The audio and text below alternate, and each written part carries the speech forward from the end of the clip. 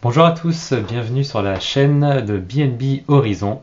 Ici, on vous aide à penser votre activité d'hébergement touristique comme un actif, à le piloter avec méthode afin de le transformer en business durable et rentable. Donc aujourd'hui, ensemble, on va commencer une nouvelle série pour construire un actif LCD rentable. Et ce premier épisode va être consacré au positionnement. Pourquoi on va commencer avec le positionnement? Parce que pour moi, c'est la vraie fondation indispensable à tout business d'hébergement touristique.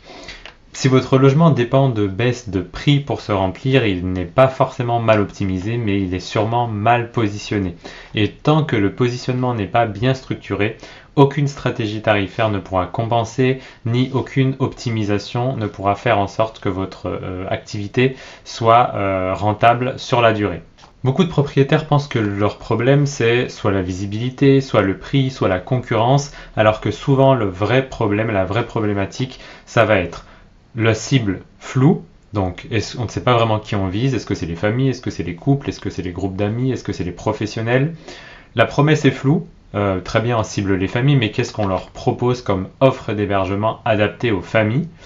L'expérience est souvent non différenciante. Comment on se démarque de nos concurrents pour sortir du lot et ne pas être noyé en fait dans la masse. La capacité aussi peut être incohérente. Parfois, moi, j'observe des logements où on propose une capacité maximale de 4 ou 6 voyageurs. Pourtant, il n'y a que 2 chaises pour déjeuner. Il y a un canapé seulement pour 2 personnes. Voilà, l'annonce n'est pas claire, on ne sait pas vraiment où on va pouvoir dormir à 6. Donc ça, c'est des éléments qui sont très importants.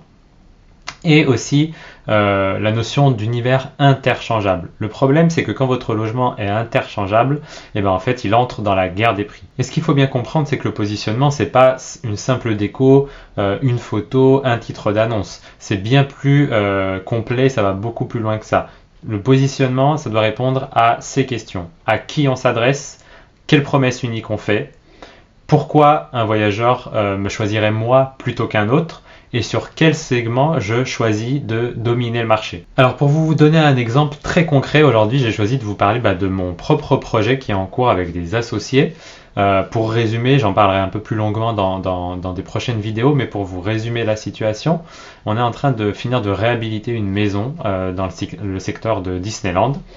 Et donc on va bientôt le mettre en location, et donc en ce moment je travaille la stratégie de commercialisation.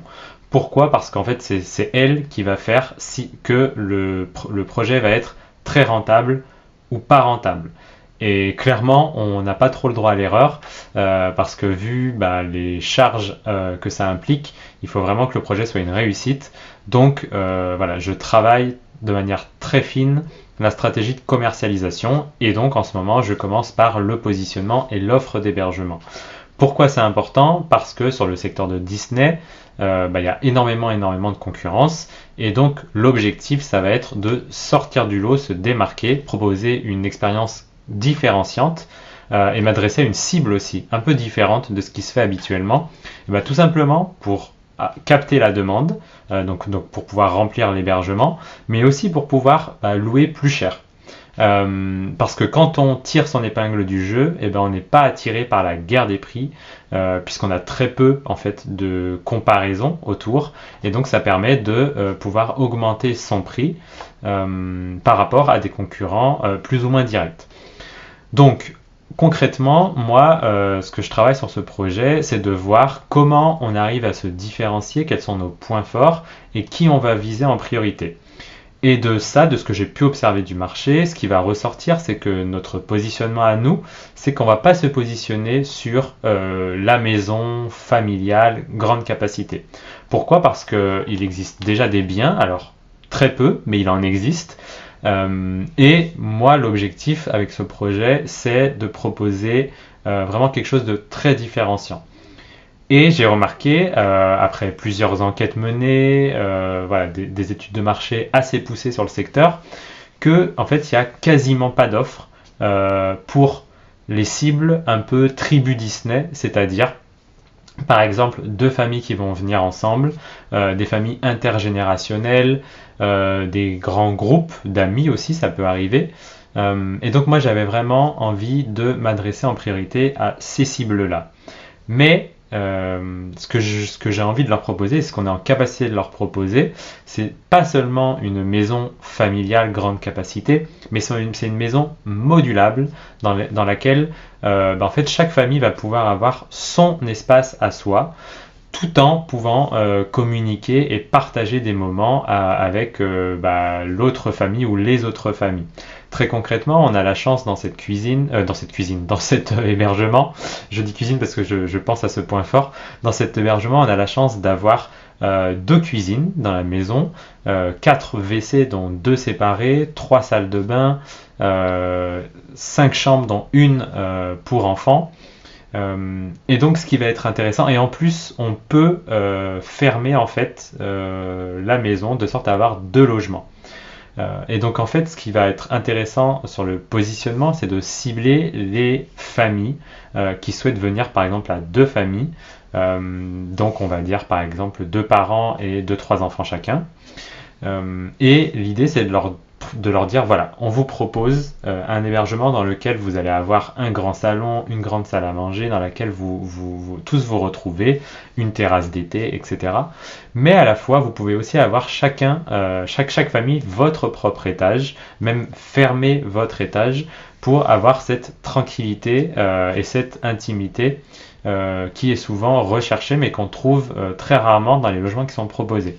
Le positionnement aussi, ça va être de se démarquer par rapport à l'expérience hôtelière, puisque les voyageurs de Disney, ils apprécient beaucoup les expériences hôtelières, mais ça a énormément augmenté ces dernières années. Et donc, forcément, quand vous êtes 8, 10, 12, voire 14, et ben ça revient vite très cher, parce que vous devez prendre 3, 4, 5 chambres d'hôtel différentes. Et du coup, moi, dans ma stratégie, c'est de proposer un tarif plus intéressant à cette cible-là, avec un hébergement, en fait, tout compris, un seul hébergement dans lequel ils vont pouvoir cuisiner ensemble, partager des moments, avoir des moments plus posés, plus intimes. Voilà, les enfants ont leur propre espace de jeu. Donc ça va être vraiment de proposer un peu cette expérience exclusive hôtelière, mais à un tarif préférentiel et avec l'autonomie et l'intimité en plus. Donc ce travail est toujours en cours, hein, mais ça se précise, ça se peaufine, et ça m'aide aussi ensuite à pouvoir travailler la stratégie tarifaire dans un second ou troisième temps, parce que ce positionnement, une fois qu'il va être très bien calibré, ainsi que l'offre d'hébergement, eh ben, ça va me permettre de savoir comment me positionner au niveau tarif par rapport non seulement aux concurrents directs, les maisons plus familiales, et aussi par rapport à l'expérience hôtelière. Et concrètement, avec cet exemple, en fait, je veux illustrer la plupart des erreurs que j'aurais pu faire et qui sont faites par bon nombre d'acteurs du marché. Premièrement, c'est vouloir plaire à tout le monde. Voilà, j'aurais pu très bien dire, non, je veux pas cibler en priorité des voyageurs. J'ai envie de proposer mon logement pour les familles, pour les groupes d'amis, pour les couples romantiques, pour les séminaires, pour les célébrations. Voilà, j'aurais pu viser tout le monde, mais le problème c'est que j'allais pas me démarquer et que du coup ça allait aussi avoir une incidence sur ma visibilité. Comment je me démarque du marché, comment je fais en sorte que mon hébergement qui va être nouveau sur le marché puisse se démarquer et prendre facilement des réservations. Et le fait de mélanger les cibles aussi, ça fait que j'allais peu avoir la possibilité de me démarquer au niveau tarifaire. L'autre erreur que j'aurais pu faire, c'est de copier la concurrence. J'aurais très bien pu me dire, il y a 3-4 maisons familiales qui peuvent accueillir entre 10 et 14 personnes, je vais copier leur modèle, je vais faire la même chose et ça va sûrement marcher. En fait non, parce que déjà je vais partager le même gâteau qu'eux, donc plus on est sur le même gâteau, plus la part se réduit. Et moi c'est pas du tout l'objectif. Autre erreur que j'aurais pu faire et que j'observe beaucoup chez un certain nombre de clients, c'est de fixer le prix avant d'avoir défini la valeur. C'est ce que je vous expliquais tout à l'heure, c'est que si j'avais commencé par la stratégie tarifaire, forcément, j'allais pas dans le bon sens. Parce que je me serais aligné sur ce qui se fait sur le marché actuellement. Et en fait, tout simplement, j'aurais pas forcément optimisé mes prix. J'aurais dû fixer des prix plus bas, alors que là, avec mon positionnement, je vais pouvoir aller chercher plus de rentabilité. Et donc c'est toujours très important de commencer d'abord par le positionnement et ensuite dans un second temps, troisième temps, quatrième temps, travailler la tarification. Et dernière erreur à laquelle je pense qui me vient à l'esprit, c'est de parler équipement au lieu de parler expérience. Voilà, j'aurais pu dire, bon bah moi je vais proposer un lit bébé, un billard, je sais pas moi, une ciné-room, etc. Et en fait moi ce qui m'intéresse le plus avant de penser aux équipements, c'est de réfléchir en termes d'expérience. Qu'est-ce que je veux pour ce logement? Qu'est-ce que j'imagine pour ce logement? Ben, moi je veux, voilà, j'imagine un grand groupe, deux grandes familles qui arrivent ensemble, donc je veux qu'ils puissent se garer correctement à plusieurs voitures. Je veux qu'ils entrent dans le logement, que le logement, on s'y sente déjà bien, qu'il soit préchauffé, qu'ils aient les informations nécessaires à leur arrivée, qu'ils puissent arriver dans le logement plus tôt pour déposer leurs bagages avant d'aller au parc. Je veux qu'il y ait un petit jeu, une petite énigme dans le logement, comme retrouver un peu les clins d'œil qu'on a fait au film Disney par exemple. C'est voilà, une idée que j'ai et que je suis en train aussi de peaufiner. J'ai envie aussi que ce soit très clair dans leur tête comment utiliser le logement. Donc, qu'est-ce qu'on a imaginé pour eux? Par exemple, il y a deux cuisines. L'idée, c'est pas qu'ils utilisent les deux cuisines de la même manière. Donc, je vais leur donner des informations sur si j'étais à leur place, comment j'utiliserais les deux cuisines, pourquoi elles sont faites, pour optimiser au maximum leur séjour. Enfin voilà. Et j'ai encore plein d'autres idées sur les accompagner dans leur séjour Disney, etc. Mais ça, c'est très important. Et pour moi, je préfère réfléchir en termes d'expérience parce que c'est ce qui va faire la différence, tout simplement. Il faut bien vous dire une chose, c'est que si votre annonce, elle peut être copiée-collée sur un autre logement, c'est que clairement, vous n'avez pas de positionnement. Et vous allez me dire, c'est quoi le rapport entre positionnement et actif? Tout simplement, un bon positionnement, il vous permet de ne pas être dépendant, ou en tout cas ne pas être totalement dépendant aux promotions. Il vous permet d'avoir une meilleure conversion puisque vous allez vous démarquer par rapport à vos concurrents. Il vous permet d'avoir de meilleurs avis parce que mieux vous êtes positionné, mieux vous ciblez des voyageurs précisément et vous répondez à leurs besoins et leurs attentes, meilleurs les avis seront derrière.